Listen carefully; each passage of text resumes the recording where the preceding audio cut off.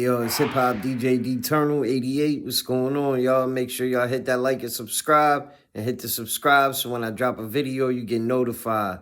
All right, let's get into it. All right, so first we got Eazy Tha Block Captain versus Cassidy set to battle for December 6th, y'all. And it's in Philly, and it's the Takeover Battle League. Shout out to the Takeover Battle League. Who y'all think's gonna win? Eazy Tha Block Captain or Cassidy? Me personally, I think Eazy Tha Block Captain is gonna win. But if it was Cassidy in his prime, I think he would have won. But if y'all don't know, Eazy Tha Block Captain, nice as shit. That's Remy Ma's boyfriend and shit like that now. I think he has his own league. This might even be his league. I'm not real sure, to be honest. But y'all let me know who y'all think will win in the comment section, man. And shout out to both of them. Moving on. Honeykomb Brazy wants to box Vaness 2 times. So if y'all don't know, they've been having a back and forth. It started with Vaness 2 times saying, oh, people are always saying to me in the comment section that I won't say nothing when Brazy's home. I only talk shit when he's in jail about him. And then Vaness was like, well, I'm talking shit right now and he's out. Da-da-da-da-da. And then Honeykomb Brazy responded and was like trolling him, saying, I don't want no smoke with you, bro. I don't want no smoke with you. Because Vaness 2 times also said the only thing that's going to happen is we're going to die or go to jail if it's really smoke or whatever. So he was like, oh, I don't even, you saying that shit on the internet, I don't even want no smoke with you. Then Vaness 2 times went off and said he was like not on his level. And he was like just really saying some crazy shit to him. So now Honeykomb Brazy is tired of it and he wants to box. Since no blood was shed, he said, and it ain't that serious. He usually don't do shit like this, but he's ready to box. He wants to get that fair one in. So who do y'all think will win in a fight? I know people were saying who they would think will win in a battle, but who do y'all think will win in a fight? Honeykomb Brazy or Vaness 2 times? I think Brazy gonna get him. I do, in the fight for sure. Maybe not the battle, but definitely the fight. But anyway, so moving on. Shout out to them. We got prosecutors.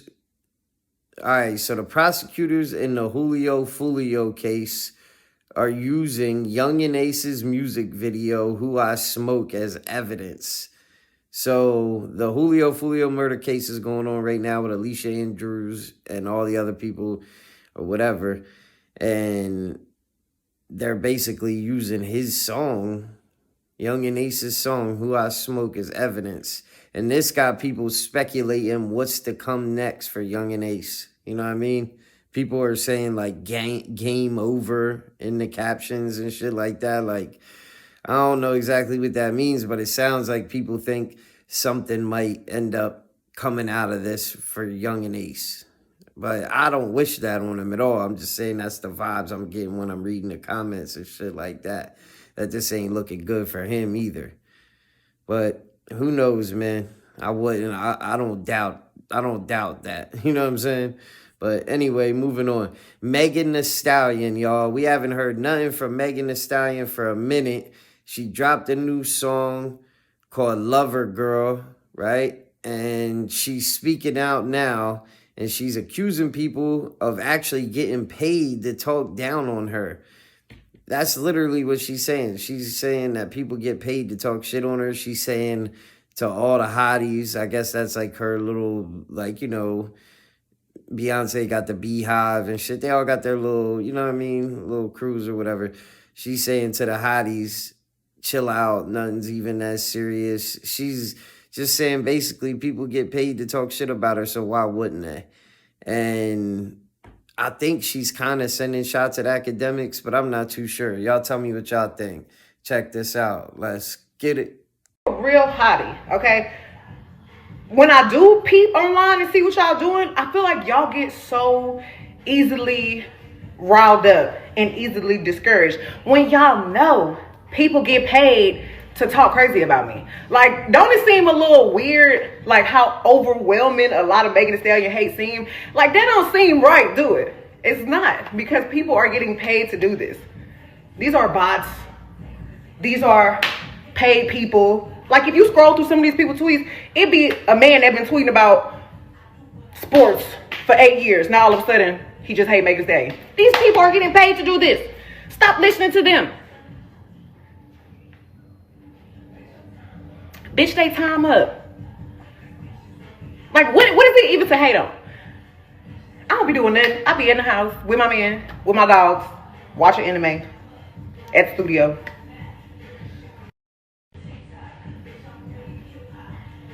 But I'm trying to tell you, when I give y'all something to cry about it. All right? Then we can start crying. I ain't gave y'all nothing to cry about yet. Fight back when it's a reason to fight. We're chilling right now, hotties. We're listening to Lover Girl, babe. To me, it sounds like she's sending shots at academics. I could be wrong, but who knows? It's probably a bunch of other people that I don't really pay attention to. But that's what she's talking about right now. Shout out to Megan Thee Stallion. She still look good as shit. Salute to her. And if y'all haven't heard her song, go check it out. It's a dope music video. I know that. Anyway, so Wack 100 goes off on fucking Ricky, the co-host from No Jumper. You know, the guy who won like the contest for all the people that, you know, came and tried to get on the show by trying out and showing who they are and their personality and all that. He won that shit. Now he's a co-host on there. And basically, Wack 100 goes off on him.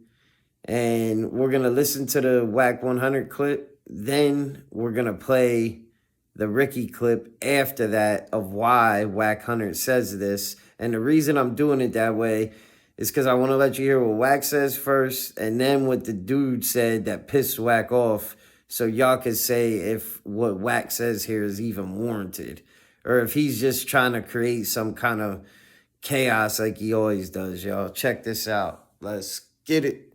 The Wigger. The white kid.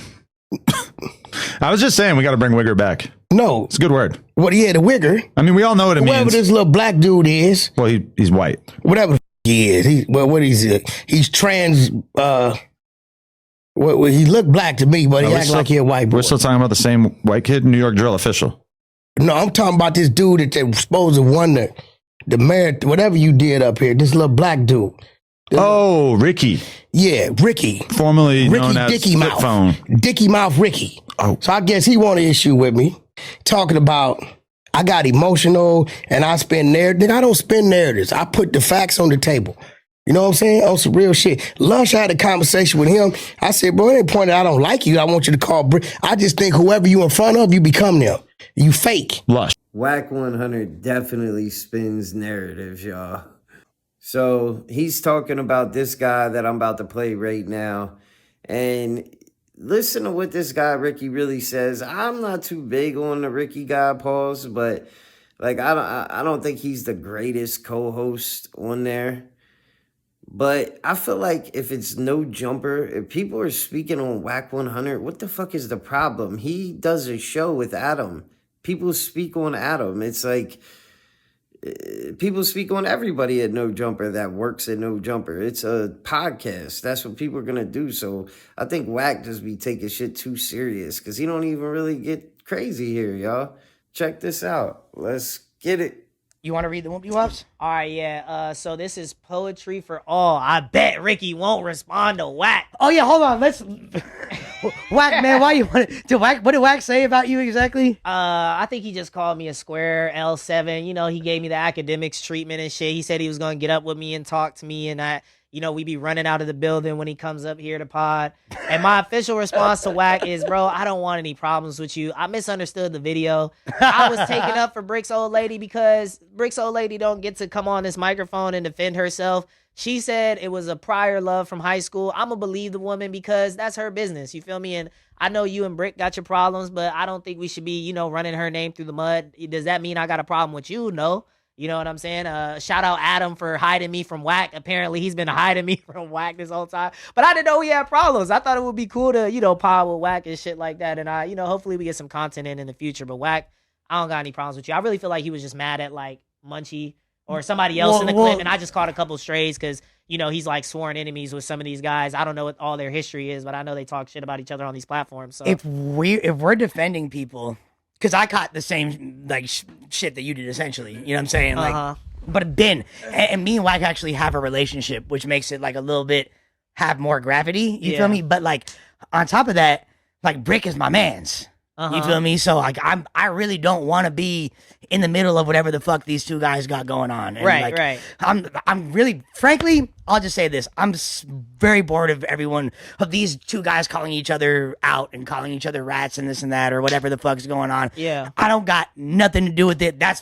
My name's Paul. That's between y'all. Exactly. Yeah, and that's how I feel about it. Truth be told, I don't know either one of y'all. Brick was cool, and I talked to him on the phone. You know what I'm saying? And like, come on, let's leave his old lady. Love Brick, love Wack. She's love Brick's not lady. famous, right? She's not a famous person. No. She's not a. I mean, like, she cool. Like not a I got. public figure. No, not a she not. public I got. figure, so I'm I not gonna just- say her name even. You feel me? But Yeah, that's a yeah. homegirl. That's sis. You feel me? I got love for her. And Like, she said that was some shit that happened in the past, and that was some shit that happened in the past. That's her right to say that, and I believe her because this is her life, and that's what I explained to Wack too. Is like, Wack, you already know. You're big homie around here. All that shit. Brick's just my friend, so I just don't want to say bad things about him. That's Yeah. it. You feel me? So I totally get the situation you were put in because it's like a microcosm of what I had to deal with regarding that. people were sending it to me, bro. Wack ain't worried about me, bro. He was just mad talking about some other Wack's shit. waiting outside. There's like 15 Bloods outside. Right I'll now. be all right. We'll be able to talk it out. We'll be able to talk it out. You know what I mean? I think he just was just like, fuck this nigga. You feel me? That's all he said. Yeah. From Paru, fuck Ricky. Hey, look, in my no jumper experience, I need to see Wack say that. Nah, but shout out to Ricky. I don't think he really said anything that an average person that watches No Jumper would disagree with. I think everything he said there is pretty much what everybody else is thinking. I know anybody who watched Wack 100 disrespect Brick Baby's wife on No Jumper. It was Adam and Wack show. It was the Adam and Wack show. It wasn't the one from today or yesterday. It was from a few days ago. He cussed her out. He wouldn't let her get a word in. He was extremely disrespectful to her. And all she was doing was taking up for herself because Wack 100 was trying to say that she slept with a dude and she's cheating on Brick or whatever. And that's not actually true. I think Ricky was just keeping it real, trying to take up for Brick's wife. You know what I'm saying? Now, does he know either of them or any of them? No, he doesn't. So that part is a little strange, a little bit. And Wack, what he had to say about him, most of it was true, to be honest. You know what I'm saying? But I do respect him for taking up for Brick's wife because Wack did kind of violate her. That was out of pocket, you know what I'm saying? But either way, y'all let me know what y'all think about that in the comment section. So, moving on from that, 6ix9ine's back on Vlad TV for a second interview. I'm guessing that he's a reoccurring guest. You know what I'm saying? Because he did his first part. Well, they released the first part to his second interview today. And his hairstyle looks crazy, I ain't gonna lie. But either way, I guess he's a reoccurring guest on there, right? But speaking of 6ix9ine, Zipwitthedrip speaks on 6ix9ine, right? And I want to go through what all he says about him because it's pretty interesting, to be honest with you. And it's kind of funny. Actually, really fucking funny if you pay attention to the words that he uses and shit. It's hilarious the way Zip breaks his shit down about 6ix9ine. I think he has this shit down to a science. And to be honest, it's kind of wild. Like, Jim Jones responded to 6ix9ine when 6ix9ine said Mel Matrix had to get a train instead of like people picking him up from the jail. That's how much people don't care about him or whatever, you know what I mean? Or like him being a head gang member isn't important because he had to take the train. Jim Jones responded and said he had to take the train because of parole. He was going to a halfway house, you know what I'm saying? So like, and I made a video about that 4 days ago, and everybody's just blogging about it today. So if you don't mind, go check that out, man. It's a dope video, good content. Jim Jones and 6ix9ine's back and forth. I'll play both parts of it. But either way, everybody's kind of talking about 6ix9ine, especially all the big bloggers in New York City. Even Jim Jones. Now, did Jim Jones on Let's Rap About It podcast, did any of them guys on there, Davies, Mano, Fab, Jim, nobody mentioned 6ix9ine's name, but they were definitely talking about what 6ix9ine was saying. And Jim was definitely responding to it. So if you didn't see my video about that, make sure you go check that out. Like I said. But either way, like, it's just a lot of bloggers. I've seen Harlem Legend blog about him. I've seen Champ blog about him. Now I'm seeing Zipwitthedrip blog about him, and many others, mind you, New York City bloggers, like popular ones.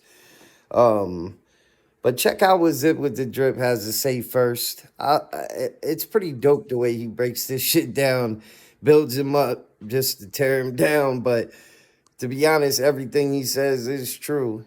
And he even kind of gives him his flowers a little bit in a weird kind of way, I guess you would say. But he keeps it official, for real, for real. Check this out, y'all. Let's get it. In regards to 6ix9ine, I don't really be talking about 6ix9ine like that. But I'm going to say this about 6ix9ine. In my mind, I feel like Shorty wasn't butt. I don't think he was mad tough. Like, I don't think he had the physical attributes to be tough. But I don't think he was butt, right? So when he used to be talking, I feel like he like a chihuahua, nigga. You understand what I'm saying? Them niggas ain't butt. They just ain't physically fit to beat no pig. You understand what I'm saying? But they not butt. You can't call them niggas. Them niggas are run down. But they just can't win. You understand? That's how I feel about him, right? So when he used to be talking his talk, that nigga was being honest. He was being honest when he was saying what he was saying and all of that, right? He was really trying to be a gangster. He was really like living like a gangster. Despite the funny color hair and all of that, the nigga was getting up every day, proceeding like a gangster. And then the feds came in. And then he told.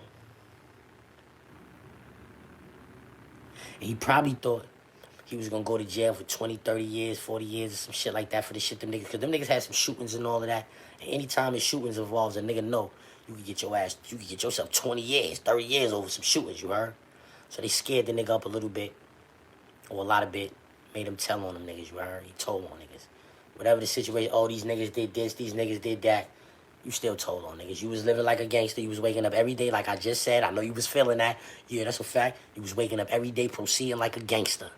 So then when you told the police on them niggas, I don't give a fuck what was going on. You was turned into a rat. You turned into a snitch. I ain't gonna lie, he's definitely right. 6ix9ine was rolling around with Shotty. They was doing a lot of gangster shit. Now, was 6ix9ine directly doing it? No, but he was involved with it. So he was moving kind of crazy. He was on talking crazy to some of the illest gangsters from Chicago to LA, all over the place, you know what I mean? So, and he was talking to him reckless, and his squad was gangster. I'll say that. He was moving with some gangsters, you know what I mean? But like he said, everything that he did that was gangsters washed away though, you know what I'm saying? Because he told. But listen to what he has to say right here. This is what he says 6ix9ine should have done. And 6ix9ine would have, if he would have done what he's about to say, he said also that 6ix9ine would have came home king in New York. And you know what? He's the first person I heard say that. And I got to keep it 100. I think that's facts. If he would have not snitched and went and did his bid and all the other things that Zip is about to say right here, I feel the same exact way. Because 6ix9ine was dope before he went to jail. I ain't going to lie. His music was hard. And if he would have held it down, he would have came home king in New York. You know, bigger than Bobby and Rowdy for sure. Way bigger. You know what I mean? Not to be ignorant, just keeping it 100. But check out how he breaks this down, y'all. Let's get it. We're going to walk this down, see what's going on. We're going to cop out like how everybody else cop out. Get up out of here. I got the most money. I get these niggas fired on in the can. Yeah. I'm going to go get down with these essay niggas and get these niggas fired on in the can the whole time I'm in the spot. Yeah, you could have proceeded like that. But you ain't do that. And I think in your mind, you know. I think now you understand. Yo, I could have did that. I could have went and did 6 years, 7 years or something. I'd have came home. All that money would have been stacked up. All that YouTube money that a nigga was getting and all that shit would have been stacked up for 6 years, 7 years. What? Nigga that came home on time. Like, what happened? He'd have been the king of New York. Because niggas would have had to say, he stood tall in the face of the nigga stood the feds down. You know what I'm saying? Niggas was out here, niggas trying to kidnap this nigga, or they did kidnap him, niggas doing this, nigga never folded, nigga never told on them niggas. It was what it was. We heard he was sending them people at them niggas. We heard he was sending them Mexican niggas like niggas in the feds and all that. Some shit like that would have been a way better story than the story is now. Way better. And I think he know that. And I think that should be eating him alive. That's why he still be on here trying to act like a tough guy. Bro, nobody believes you a tough guy no more, homie. You forfeited all of that shit. It's now like everything you ever did, every day you woke up feeling like a gangster is erased from people's memory. Nobody remembers that shit, bro. I 100% agree with him. I also think that's why 6ix9ine drinks now so much. Because if you know anything about 6ix9ine, he didn't drink or do drugs. I don't think hardly ever at all, really, when he was like hanging with Shotty and all them guys. Not saying they weren't doing it, but he wasn't. And that shit probably does eat 6ix9ine alive. He probably does regret that he had to do that. You know what I'm saying? And who knows? Maybe he would have got 40-some years or 10, 20 years. So I don't know, man. Them kidnapping him and shit, and they already having it on camera, and there being a witness already, because he was a confidential, 6ix9ine's driver was a confidential informant. It is like, damn, they were already busted without 6ix9ine shit anyway. But the only way 6ix9ine could get himself out of trouble is by telling to make their case more solid on these guys. You know what I mean? And that's what 6ix9ine did. But at the end of the day, sometimes I wonder if I could blame him. The only thing is the shit about Shotty. But once you snitch on one person, you have to tell the truth about everything or none of it counts. Especially in an indictment, you know what I mean? But I don't think anybody ever really believed 6ix9ine himself was tough. They knew who he was with was tough. So I hear where Zip's coming from with that for sure. And I think he probably does, you know what I mean? Probably hates himself because of the situation he put himself in, but maybe not. Maybe he don't. You never know. It don't seem like he does. He seems to think he's justified in it. And I think a lot of people do think he's justified in it. That's why he still has such a following. You know what I'm saying? Whether it's rap, streaming. And I just watched something DJ Academic saying that 6ix9ine signed a $10 million deal, right? And his record label was more worried about him streaming and doing content than they are his music. And the reason that is not necessarily that more than the music, but they want him streaming and doing content first because that makes people listen to his music more. And it does. Like everybody's accepting him back in, so you're like, fuck it, let me turn on some 6ix9ine. Because 6ix9ine does got some bangers, I ain't gonna lie. He does. That just is what it is. But I like the way Zip broke that shit down. I just wanted y'all to check that shit out. And let me know what y'all think about what he had to say about 6ix9ine and what you think about 6ix9ine. I really want to know, y'all. Let me know in the comment section. Make sure y'all hit that like and subscribe. Follow me on IG, TikTok, and we out.